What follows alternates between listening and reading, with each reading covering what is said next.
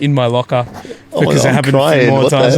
I used to work with my mum in the hospital, and my mum, she said to me, hey, there's a gentleman in bed 3. He's on dialysis in later years of his life. He was only mid-30s, but in the later years of his life, he really didn't look after his diabetes, so he lost limbs. He has 2 teenage sons. His wife had just left him. So my mum's telling me, hey, the guy in bed 3, he's decided to stop his dialysis. He's not going to tell his teenage boys. I remember walking into the room. I sat on the end of his bed and I just asked him about his life. I said to him, I heard you've stopped doing dialysis, and what's your thought process there? And I listened to him talk for an hour and a half. I said, Spiros, it sounds like you've done life pretty tough, bro. But obviously if you've made this decision to stop your dialysis, you've obviously considered what happens to you after you die. I just want to tell you, you may have had a pretty crappy life here on earth, and I believe in Jesus, and he promises us this place where there's no pain.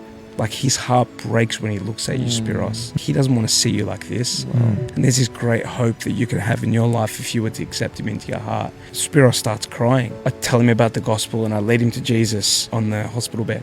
My mum told me that a few days later, she's like, hey, Spiros has decided he's going to continue his dialysis. And I was like, it's the best news for his sons. He's going to be able to be there. And my mum calls me a week later in tears. And she says to me, Tim, Spiros had a heart attack overnight and he died. And for me, that was a moment for me in my life, a turning point.